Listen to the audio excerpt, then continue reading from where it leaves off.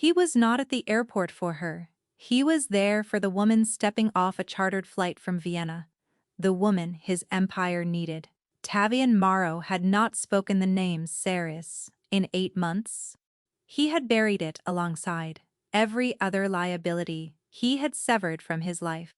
But when the crowd near the departure's terminal shifted and he saw her standing 40 feet away, 7 months pregnant, a fading bruise circling her throat like a collar, every calculated decision he had made in the past 8 months disintegrated. He never met the flight from Vienna. He never became the man he had spent 8 months pretending to be. 6 hours earlier, the penthouse smelled of cedarwood and freshly pressed linen. Tavian stood in front of the floor-to-ceiling windows of his living room, looking out over the gray, churning sprawl of the harbor below. The morning light was thin and reluctant, struggling through a low cloud layer that pressed against the skyline like a bandage. He wore a dark navy suit, cut sharp across the shoulders, tailored to disguise the compact bulk of muscle beneath. His shirt was open at the collar, no tie. Yelena had mentioned once, in that dry, transactional tone of hers, that ties made him look like he was trying too hard. He had stopped wearing them without a word. The apartment occupied the entire top floor of a converted shipping warehouse on the waterfront.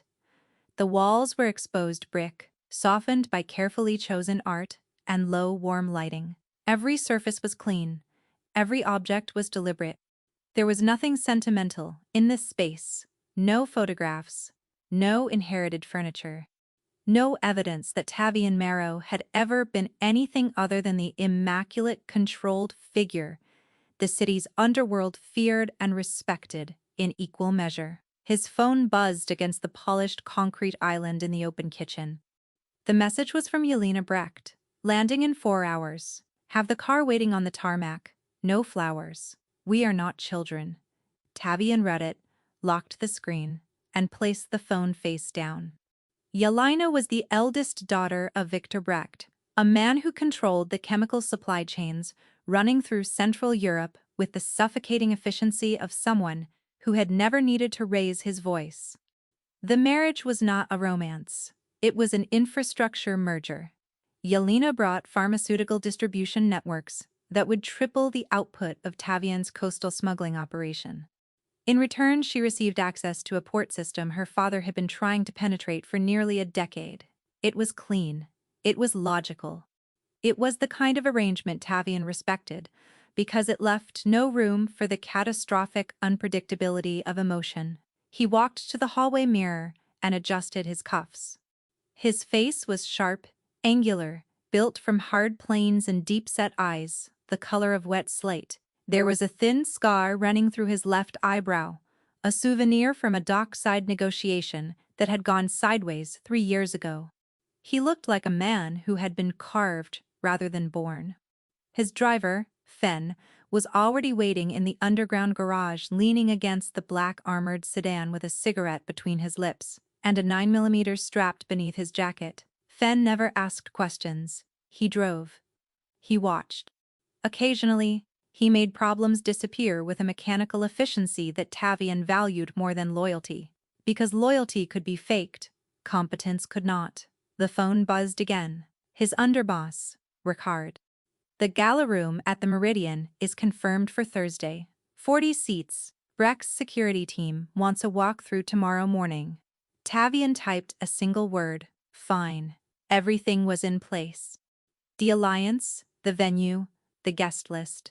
The careful choreography of 2 dangerous families, merging their empires under the polite disguise of a celebration dinner. Tavian had spent 8 months building this architecture, brick by meticulous brick, since the night he had erased Ceres from his life. He did not think about her. He had trained himself not to. The discipline had cost him something he refused to examine, but the result was a man who functioned with the precision of a machine. No cracks, no loose threads, no ghosts. He picked up his coat and walked toward the elevator. The steel doors slid open with a soft, pneumatic hiss. His reflection stared back at him from the polished metal. The man in the reflection looked ready for everything. He was not. The airport was a cathedral of noise and controlled chaos. Tavian stood inside the private arrivals hall, separated from the main terminal by a wall of tinted glass and a security detail that answered to his money. Fen waited with the car on the restricted apron, engine idling. The flight tracker showed Yelena's charter circling into its final descent. 22 minutes out, Tavian clasped his hands behind his back, watching the commercial terminal through the glass partition. Hundreds of ordinary lives churning past, in a blur of luggage carts and tearful reunions, and bored children dragging stuffed animals across polished tile. Then the crowd shifted. A woman in a dark, oversized coat stepped out of the elevator, near the departures gate on the far side of the terminal. She moved slowly, one hand gripping the strap of a battered canvas bag, the other resting protectively beneath the heavy, unmistakable curve of her belly. Her hair was darker than he remembered, pulled back in a rough, loose knot. Her face was thinner, the bones of her cheeks pressed sharply against skin that had lost its color. And around her throat, partially hidden by the upturned collar of her coat, a ring of mottled purple and yellow bruising wrapped like a handprint that had only recently let go. Tavian's breath stopped, his hands unclasped behind his back. His fingers went rigid at his sides.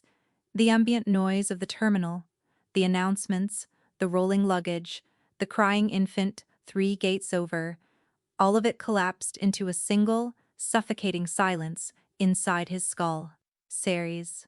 She had not seen him. She was walking toward the international departures checkpoint, her head down, her shoulders curled inward, like a woman trying to fold herself small enough to disappear. She was limping. Her right ankle was wrapped in a dirty elastic bandage, visible beneath the hem of her coat. Tavian's phone buzzed in his pocket. Yelena's charter was 18 minutes from touchdown. The woman who represented his future was descending through the clouds, and the woman he had cut from his life was trying to flee the country, carrying his child. He did not answer the phone. He turned away from the tinted glass and walked toward the main terminal. Ricard caught up with him before he reached the connecting corridor. His underboss appeared from nowhere, falling into step beside him with the practiced ease of a man who had spent 7 years anticipating Tavian's movements. Ricard was tall, narrow, immaculately groomed. He wore his ambition like aftershave, faint but always present. The Brecht security team just radioed. Yelena's wheels are down in 15. Where are you going? Terminal, Tavian said. He didn't slow down. Ricard's stride faltered for half a second before he recovered. The main terminal? We have a private corridor specifically so you don't have to walk through a building full of cameras and civilians.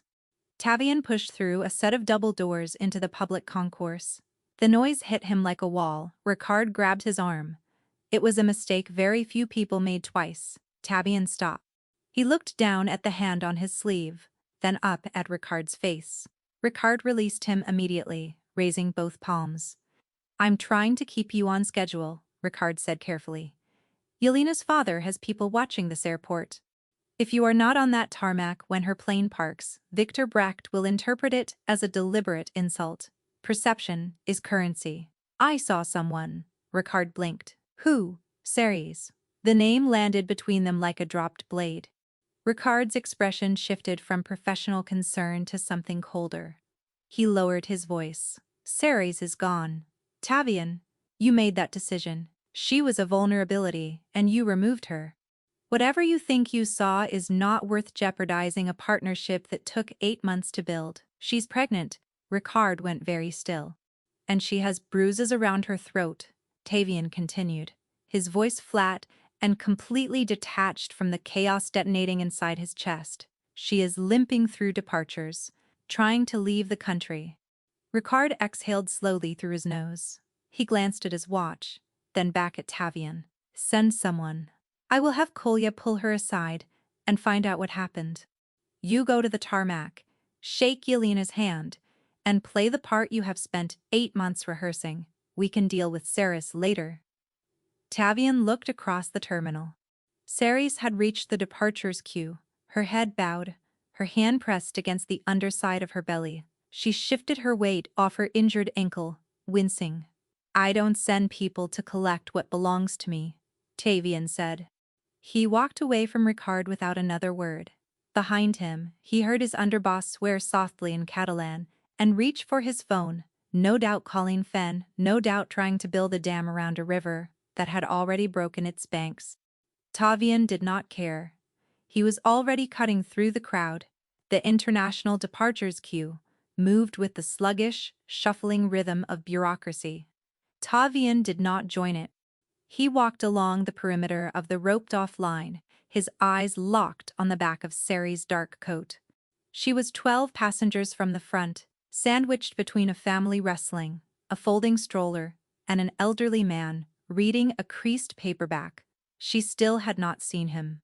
He was close enough now to notice the details that distance had blurred.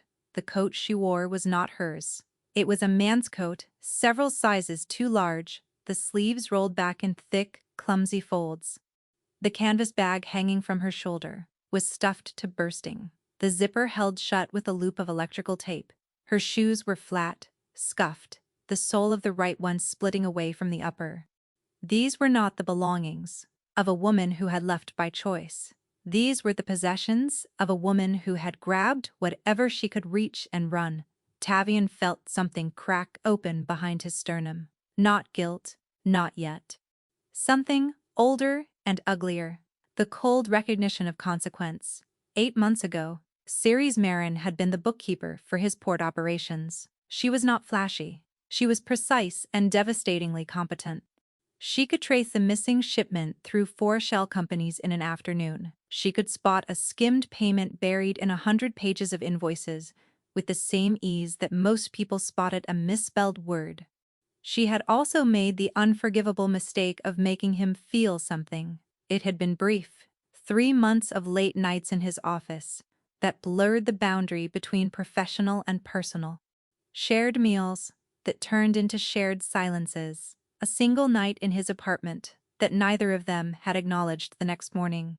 When the Brecht negotiations began, and Victor's people ran background on every person in Tavian's inner circle, Ricard had flagged her as a risk. An uncontracted, intimate connection, leverage waiting to be exploited. Tavian had called her into his office on a Tuesday evening. He had spoken for less than 2 minutes. Your position is eliminated. Your final payment is in the account. Do not contact this organization again. He had not looked at her face while he said it. He had stared at the harbor through his window and waited for the door to click shut. It had clicked softly. She had not argued. She had not cried. She had simply vanished, and he had let her. Because the Brecht deal required a man with no attachments, and Tavian Morrow was exceptional at becoming whatever a deal required. Now she was standing in an airport queue with a bruised throat and a belly full of his child, trying to board a flight to a destination he did not know, running from a threat he had not protected her from. He stepped around the rope barrier and into the line. He stopped directly behind Ceres, close enough to hear her breathing. It was shallow, slightly ragged, the breathing of someone managing pain. Ceres, her entire body locked. The tremor started in her shoulders and rolled down through her arms to her fingers. She did not turn around. She gripped the strap of her bag with both hands, her knuckles bleaching white. "Whatever you are doing here," she said, her voice barely above a whisper, thin and cracked like old varnish. "Please walk away. Turn around." "No." "Ceres, turn around and look at me. If you are here to finish what you started, you can do it without seeing my face. I would prefer that, actually." The words hit him with a precision that no bullet had ever managed. She thought he was there to kill her. She thought the father of her child had tracked her through an airport to put her in the ground. That was the version of him she carried. That was the man he had taught her he was. Tavian reached out and placed his hand gently on her shoulder. She flinched, as if he had pressed a lit cigarette to her skin. She turned slowly, the coat falling open to reveal the full, heavy curve of her pregnancy beneath a stretched, faded gray sweater. Her eyes met his. They were dark brown, bloodshot, rimmed with the purple-gray shadows of someone who had not slept properly in weeks. There was no warmth in them. There was only the flat, resigned expression of a woman who had already calculated how this ended and made her peace with it. "Say it quickly," she whispered. "My feet hurt." Tavian looked at the bruises on her throat. He looked at the bandaged ankle. He looked at the hollows beneath her cheekbones that hadn't been there when she left. "Who did this to you?" he asked. Sarah's let out a short, airless sound, not quite a laugh, closer to a cough. "You're asking me that, you?" She did not answer his question. Instead, her body answered for her. As she turned fully to face him, the overhead fluorescent light caught the side of her neck, and Tavian saw what the collar had been hiding. The bruising was not a single mark. It was layered. Older yellowing fingerprints beneath fresher purple ones. Someone had gripped her throat more than once. Someone had made a habit of it. Her right hand moved instinctively to her belly. A protective curl of fingers that was so automatic, so practiced, it told Tavian everything about how long she had been living in fear. "You need to walk away from me," Sarah said. Her voice was steady, but her eyes kept darting over his shoulder toward the departures gate. "His people watch the terminals. If they see you near me, they will assume you sent me, and then it will be worse. Who is he?" "It does not matter. It matters to me." Sari stared at him with a look of such utter, exhausted disbelief that it stripped the air from his lungs. "Nothing about me has mattered to you for 8 months, Tavian. You eliminated my position. You cut my severance check and told me to disappear. So, I disappeared. And now, you are standing in front of me asking questions. You lost the right to ask the night you couldn't even look at my face while you fired me." Every word was delivered without raising her voice. Every word was a scalpel. The departures queue shuffled forward. Ceres took a step toward the checkpoint, and her injured ankle buckled. She stumbled sideways, her hand shooting out to grab the rope barrier. Tavian caught her elbow before she fell. She looked down at his hand on her arm, then up at his face, and for a fraction of a second, the mask slipped. Beneath the anger and the exhaustion, he saw raw, uncomplicated terror. "Let me go," she said through her teeth. "My flight board's in 40 minutes. Where are you going?" "Away." "That is not an answer." He lowered his voice until it was barely audible beneath the noise of the terminal. "You are 7 months pregnant. You can barely walk. Someone has been strangling you, and you are trying to board an international flight alone. I am not letting you walk through that gate." Sarah's composure finally cracked. A single, involuntary tremor rolled through her chin, and she bit the inside of her cheek so hard he saw the muscles in her jaw flex. "Soren Kask," she said. Tavian's hand tightened on her elbow. He knew the name. Everyone in the port cities knew the name. Soren Kask ran the narcotics pipeline through the northern corridor. He was not a strategist. He was a predator who had inherited his operation from a dead brother and maintained it through sheer, sadistic violence. His reputation was built not on intelligence, but on cruelty so excessive that even rival syndicates considered him unstable. "When you fired me, I had nothing," Saris continued, her voice dropping to a hollow, mechanical recitation. "No reference, no network. No one in this industry touches someone who is cut loose by Tavian Marrow. They assume I betrayed you. Soren was the only one who would hire me. He said he needed a bookkeeper for his shipping accounts." She paused, swallowing hard, her hand pressed tighter against her belly. "It was fine, for the first 2 months. Then he found out I was pregnant. He wanted to know whose baby it was. He started going through my phone. My medical records." He found the appointment date. He counted the weeks backward. Her eyes met Tavian's, and the full, devastating weight of what she was about to say pressed down on both of them like a collapsing ceiling. "He knows it is yours, Tavian. He has known for 4 months. He has been keeping me as leverage. Every time your name appears in a shipping manifest or a harbor contract, he reminds me that he owns something you don't know about. He said, when the time was right, he would use your child to bring you to the table." The terminal noise roared around them. Luggage carts rattled past. A child screamed for a stuffed rabbit. The world carried on with its ordinary, oblivious machinery. Tavian stood perfectly still. His hand remained on her elbow, but every other part of him had turned to stone. "I managed to get out 2 days ago," Sarah's whispered. "He was in Rotterdam for a deal. I took what I could carry and I ran, but his people are looking for me. That is why I need to get on this flight. That is why you need to let go of my arm and walk back to whatever life you built without me." She tried to pull free. Tavian held her gently, but he did not let go. "You are not getting on that flight," he said. "You do not get to decide that, Ceres." His voice was low. The terminal could have been empty. "He is using my child as a bargaining chip against me, and he has been hurting you for months. You are not boarding a plane. You are coming with me. I am not your employee anymore. I am not your anything. You are the mother of my child. And the man who touched you is going to answer for it." Sarah's looked at him. The anger was still there. The betrayal was still there. But beneath it, surfacing slowly like a body rising through dark water, was the exhausted, desperate hope of a woman who had been fighting alone for far too long. "Your car is here?" she asked, her voice barely holding together. On the tarmac, she let out a long, shaking breath. Her grip on the rope barrier released. Her weight shifted slightly toward him, an inch of surrender that cost her everything. "Then get me out of this airport," she said, "before his people figure out which gate I was heading for." Tavian did not use the private corridor. He walked Sherry straight through the terminal, his hand on the small of her back. Fen had the sedan at the curb outside arrivals, engine running and rear door open. Tavian helped Ceres into the back seat. She lowered herself slowly, gripping the door frame, her face tight, with the effort of bending around the weight of her belly. He slid in beside her and pulled the door shut. "Go," he told Fen. "Where?" "The house." Fen pulled into traffic.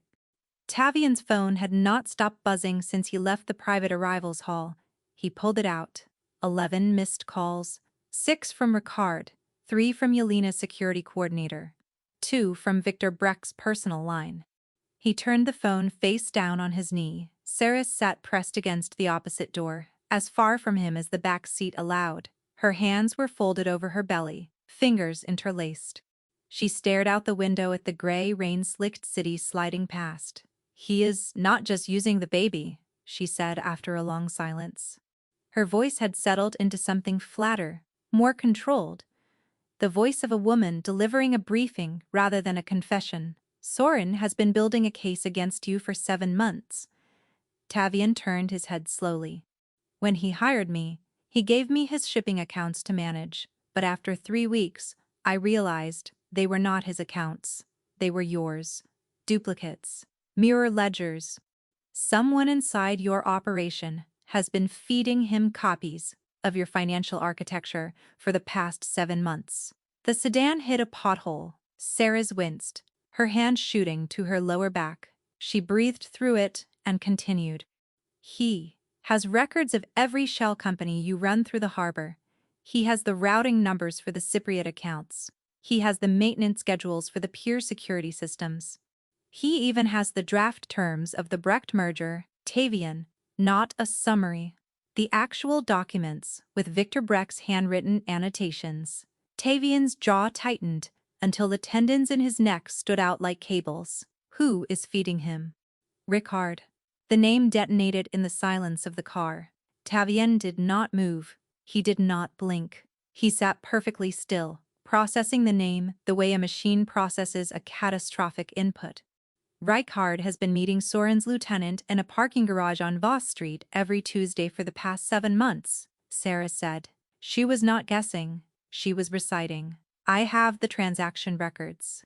Soren kept meticulous books because he planned to use them as proof of collaboration if Ricard ever tried to back out. "The payments go through a freight forwarding company, registered in Tallinn. Ricard takes 60,000 a month."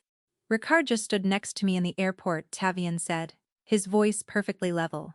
"He told me to send someone else to collect you. He told me to go to the tarmac. Of course he did.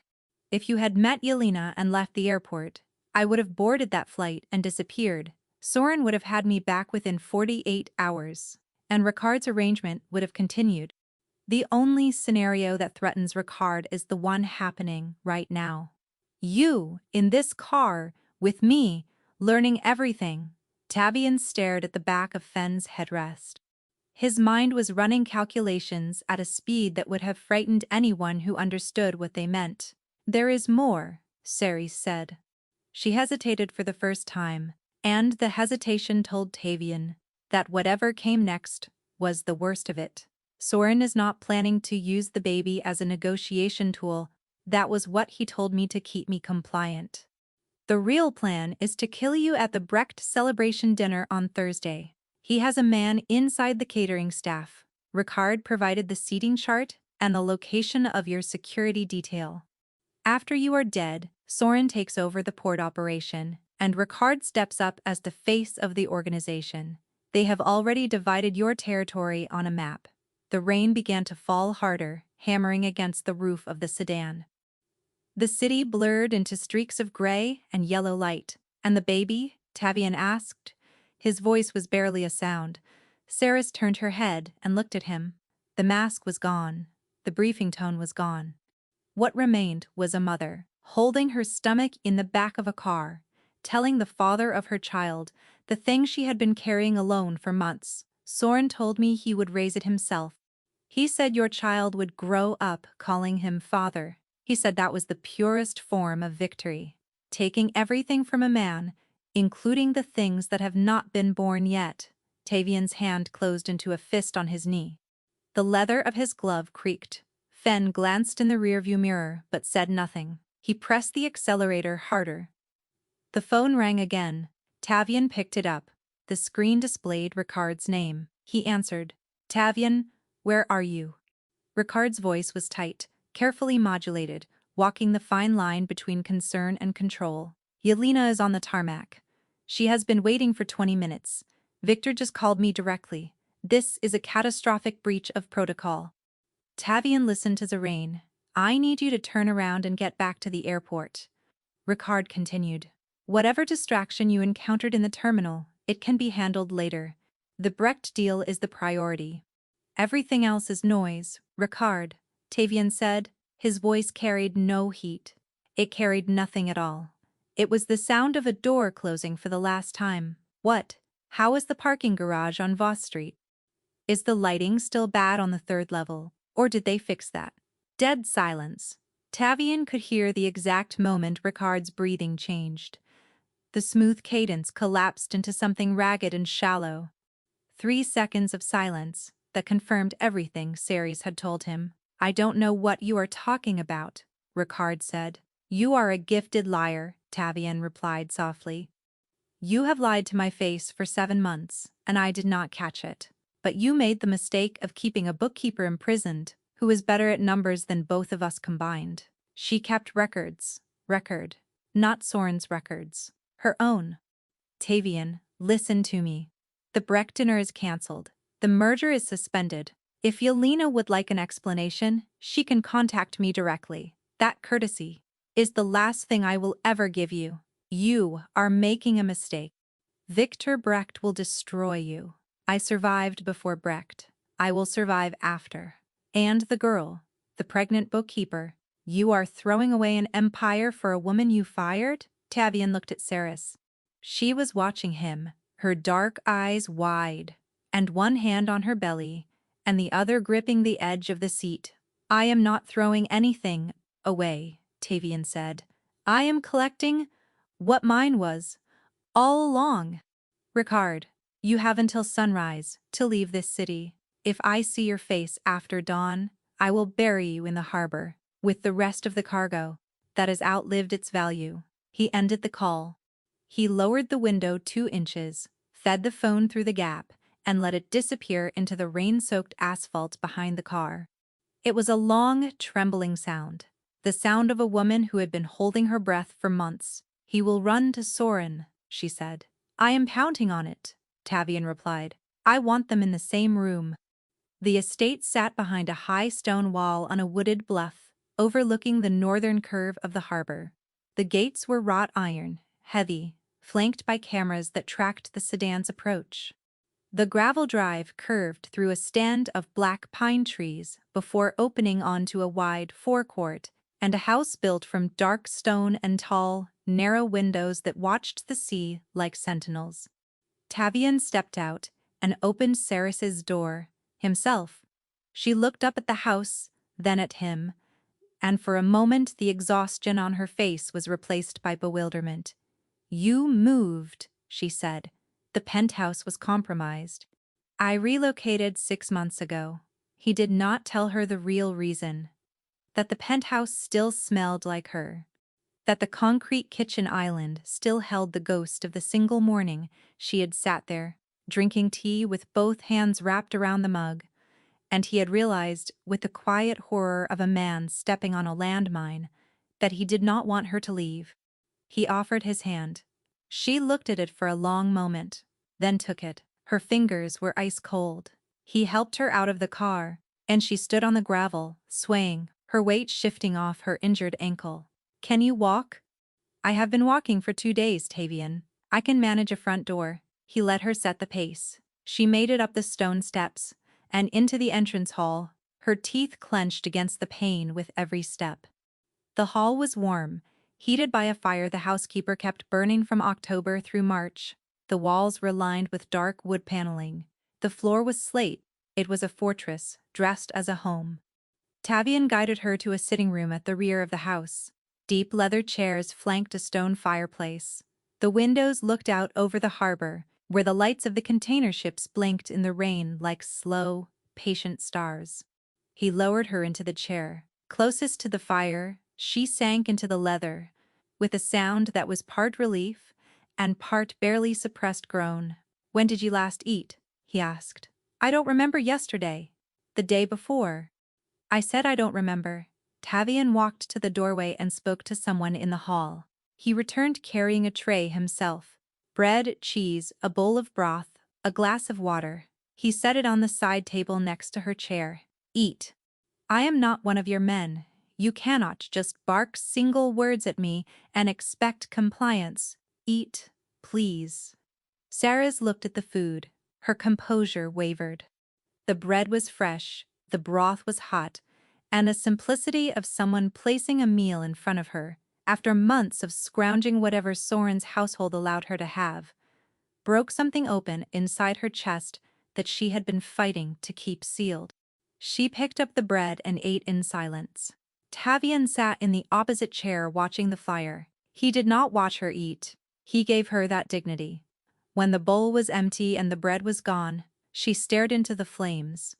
"You need a doctor for that ankle," Tavian said. "The ankle is the least of my problems. It is sprained, not broken. I wrapped it myself. And the bruise is on your throat." Ceres's hand drifted up to her collar, a reflexive gesture. She caught herself and lowered it. "Soren liked to make a point before I went to sleep. He would stand in the doorway of whatever room he kept me in and squeeze until I saw spots. He called it calibration." Tavian's expression did not change. But something behind his eyes shifted, a tectonic plate grinding into a new position. "The baby," he said. "Has he hurt the baby?" "He kicked me once in the ribs, not the stomach." He was careful about that. He said the baby was an asset, and assets needed to be maintained. But he told me if I tried to run, the policy on asset maintenance would change. The fire cracked. A log split and sent a shower of orange sparks up the chimney. "I need to know everything," Tavian said. "The transaction records, the names, the layout of wherever Soren is operating from. Who on my payroll is compromised beyond Ricard. My records are in the bag." Tavian looked at the battered canvas bag sitting on the floor next to her chair. "You carried the evidence with you." "I carried it in a bag that no one would look twice at." "Soren's men searched my room before I left. They checked my phone, my pockets, and my shoes. They did not check the lining of a bag that looked like it belonged in a charity bin."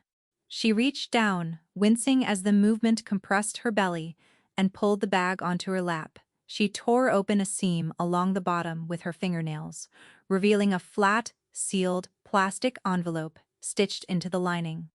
Inside were 2 flash drives and a folded sheet of paper covered in dense, tiny handwriting.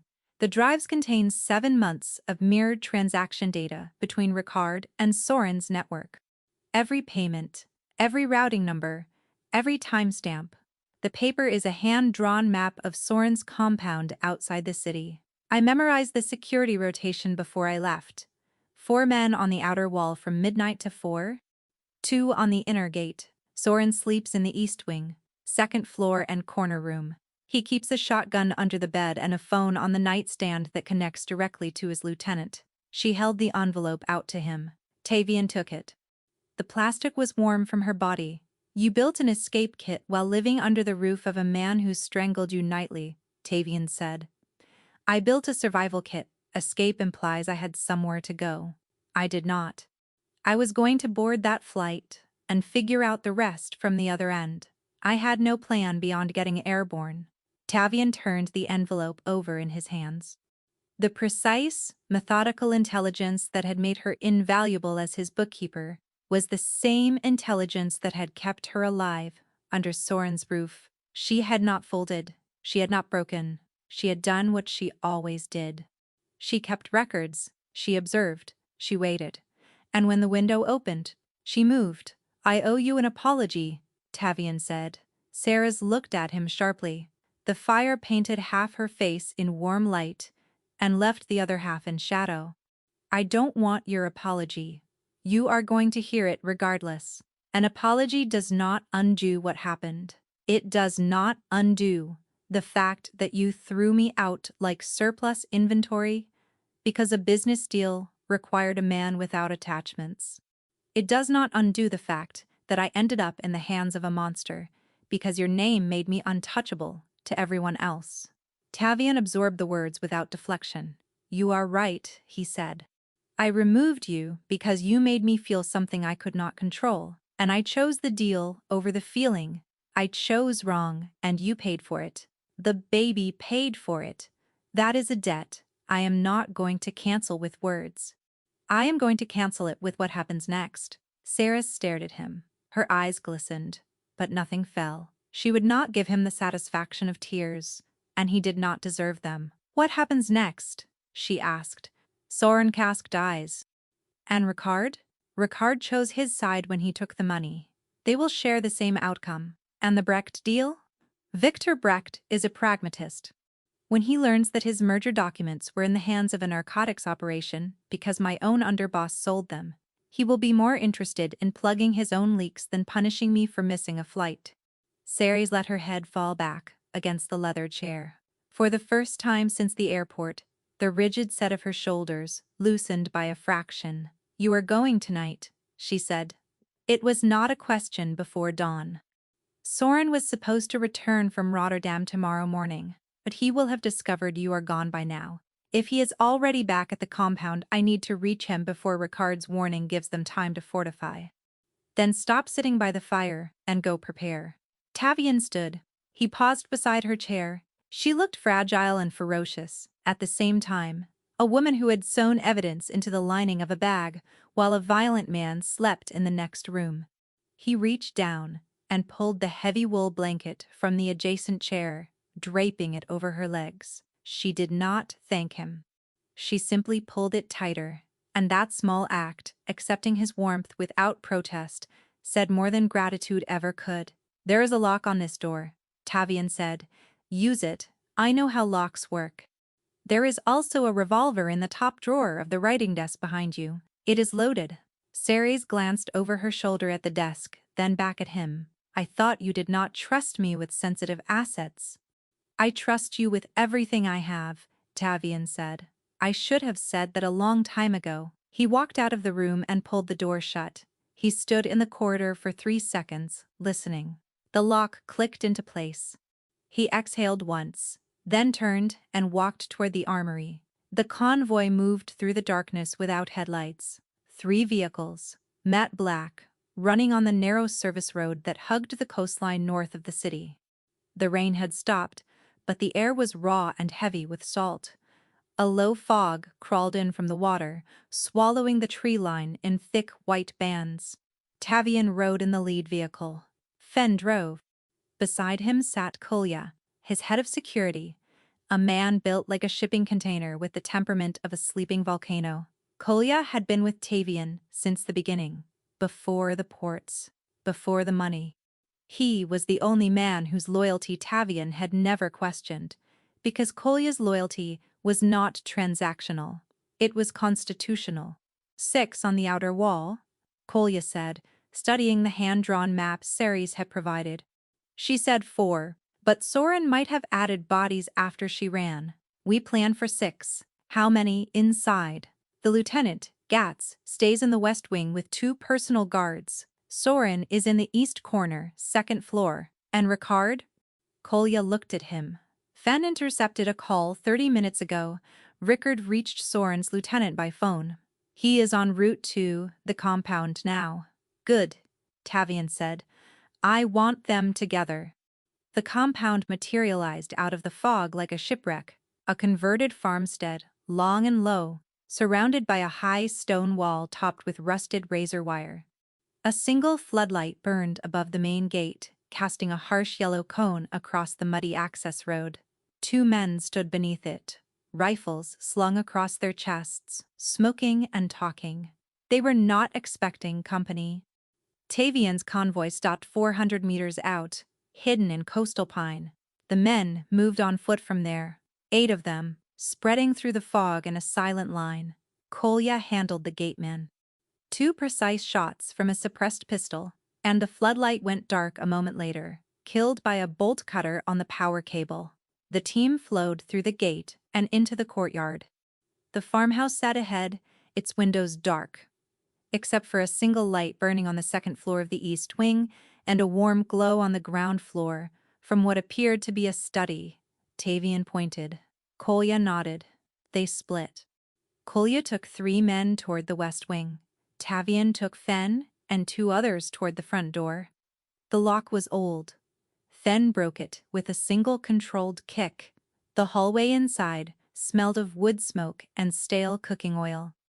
Tavian moved through the house with the deliberate gait of a man who had done this before. He reached the study door on the ground floor.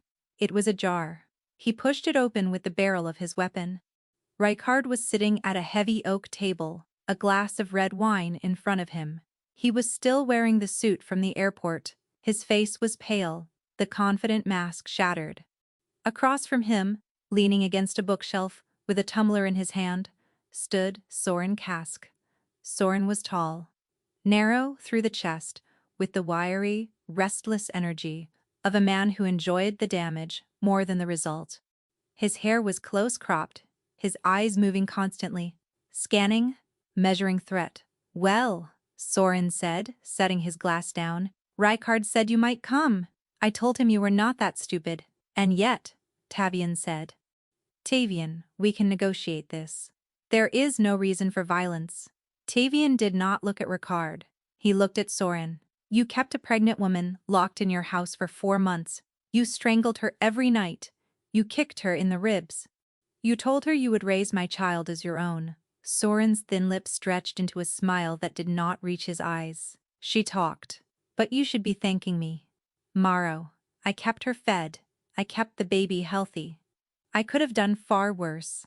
You could have, Tavian agreed.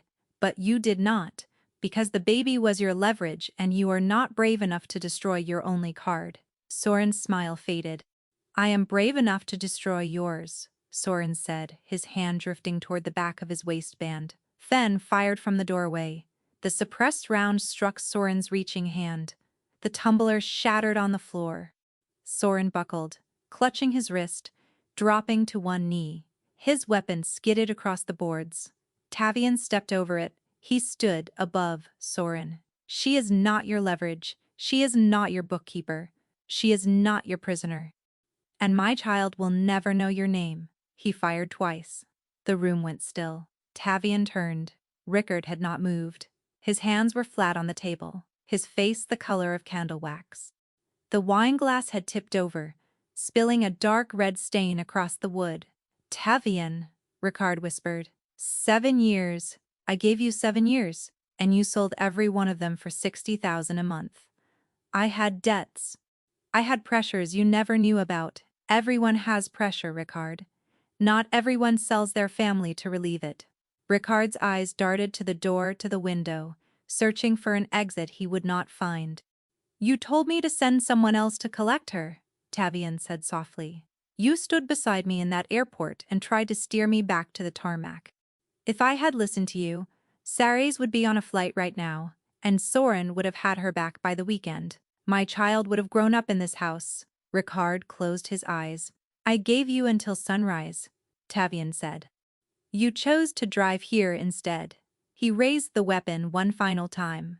Fen looked away. The drive back to the estate took 40 minutes. The fog was lifting, and the first bruised light of pre-dawn was bleeding along the eastern horizon.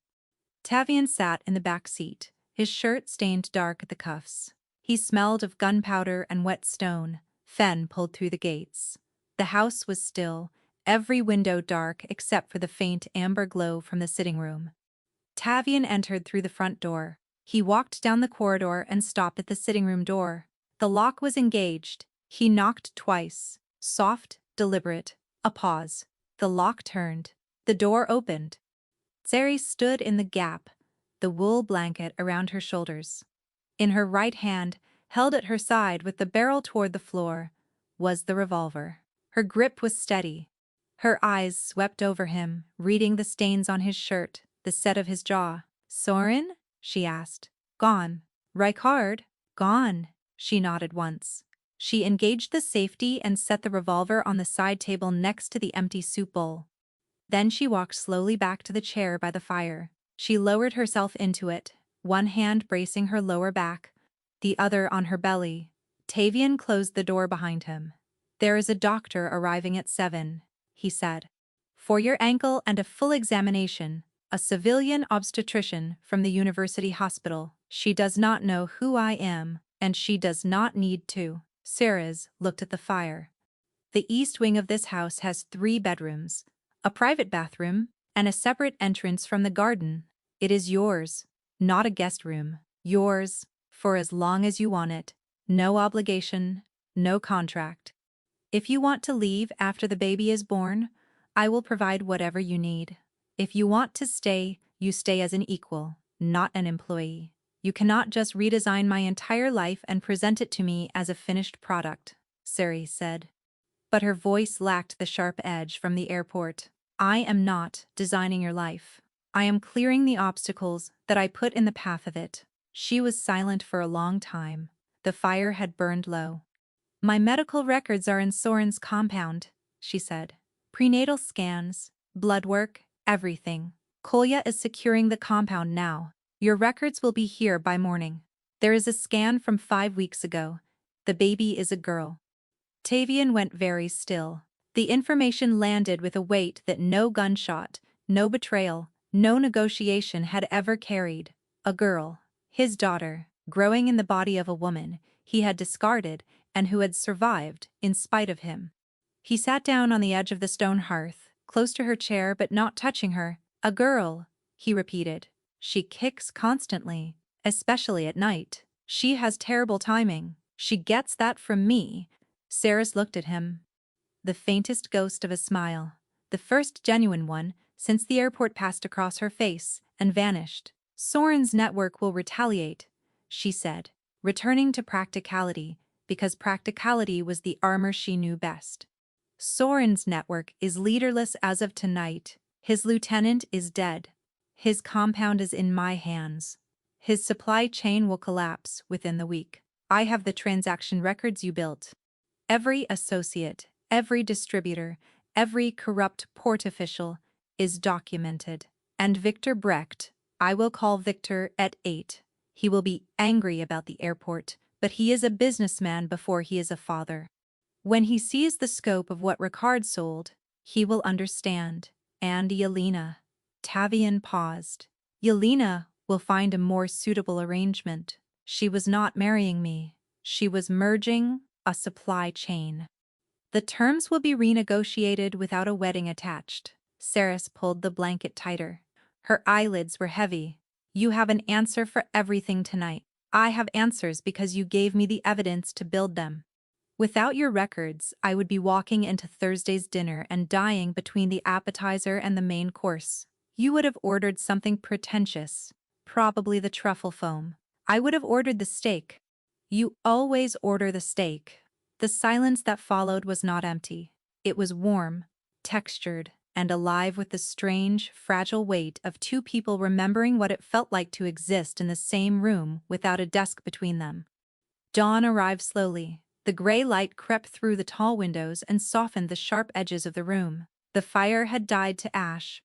Ceres had fallen asleep in the chair, her head tilted against the wing, the blanket pulled to her chin, one hand resting on the curve of her belly.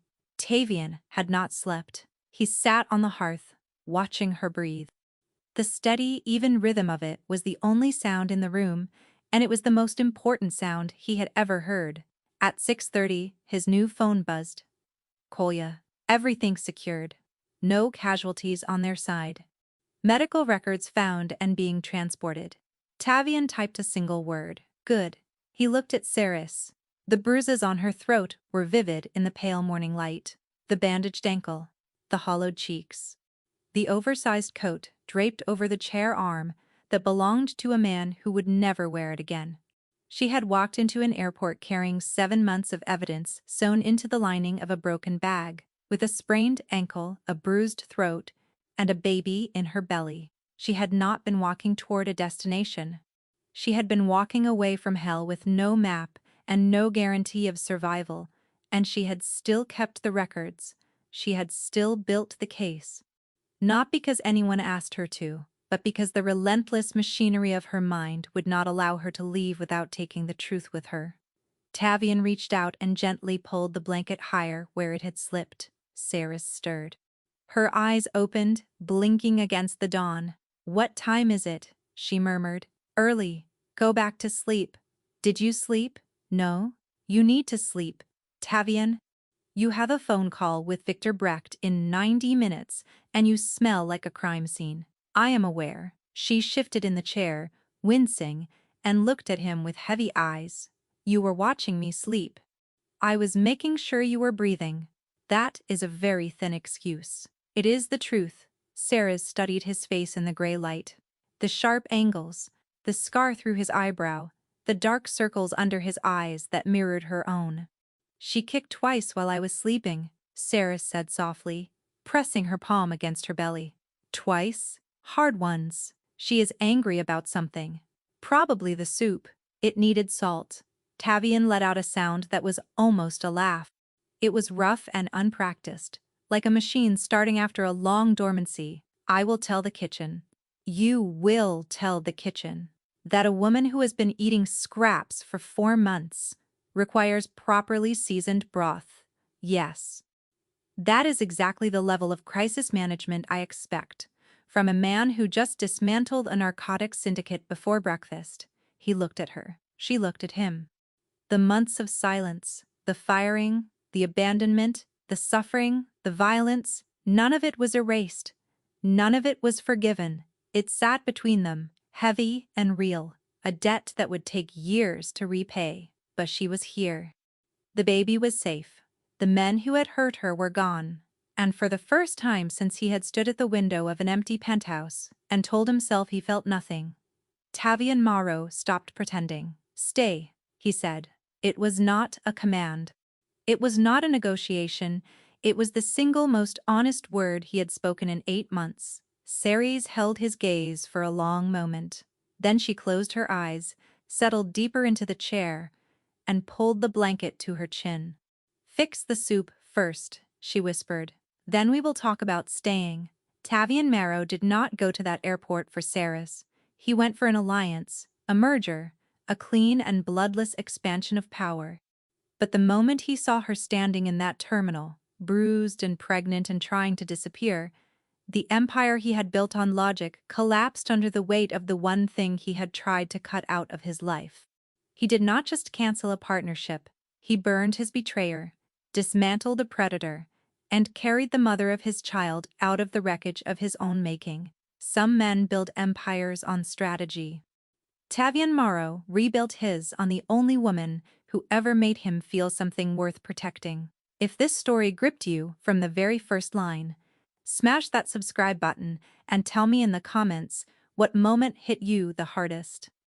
I will see you very soon for the next one.